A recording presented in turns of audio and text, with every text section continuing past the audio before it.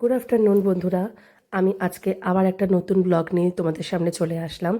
কালকে আমি ভিডিওটা করে রেখেছিলাম, তো আজকে আপলোড করছি। কালকে আমার একটা হলদি সেরেমনি ছিল, তো আমি ইনভাইটেড ছিলাম, তো ওখানে যাওয়ার ছিল। কিন্তু আমার সারাদিনের কালকে এত ব্যস্ততার জন্য আমি অনেকটাই লেট হয়ে গিয়েছিলাম, তাই খুব শর্ট অফ পিরিয়ডে আমি মেকআপটা করেছি।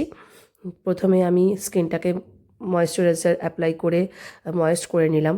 তো মেকআপের আগে সবসময় আমাদের স্কিন আমরা নয় জেল দিয়ে নয় ক্রিম দিয়ে একটা বেস রেডি করে রাখি, কারণ স্কিনে যাতে কোনো হার্ম না হয়। তারপরে আমি ফাউন্ডেশন অ্যাপ্লাই করলাম। ফাউন্ডেশন অ্যাপ্লাই করার পরে আমি কম্প্যাক্ট দিলাম। আমি এটাই করি যখন খুবই আমি হালকা মেকআপ করতেই ভালোবাসি আর কি। আর যখন খুব ব্যস্ততা থাকে বা শর্ট অফ পিরিয়ড থাকে তখন তো আরোই হালকা মেকআপ করি।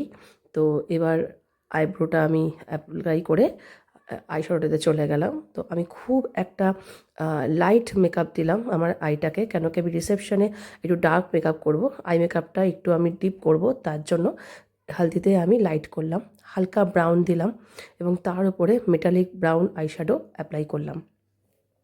এরপর চলে যাই কাজলে। কাজলটাও আমি খুব লাইট করে পরলাম আর ব্লাশার দিলাম, কন্ট্যুয়ার করিনি, কেন কি যেটা বললাম তোমাদের যে খুব তাড়াহুড়ো করে রেডি হয়েছি, তাই আমি ব্লাশারটাই করে নিলাম। আর এবার চলে যাব আইলাইনারে। আইলাইনারটা আমার সরু করেই অ্যাপ্লাই করেছি। আমার আগেকার দিনে যে হিরোইনরা সরু করে একটা টেনে আইলাইনার পরতো আমার ভীষণ ভালো লাগে।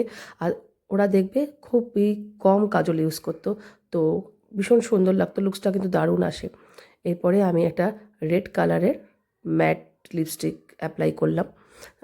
আমার ভীষণ ফেভারিট লিপস্টিক। আর লিপস্টিক তো আমাদের মেয়েদের ভীষণই ভালো মানে লাগার জিনিস আর কি। এই যে আমি রেডি, আমার লুকসটা কেমন হয়েছে জানাবে অবশ্যই কমেন্টে। তো চলো তোমাদের সাথে আবার দেখা হবে, ভালো থেকো, হ্যাঁ, টাটা।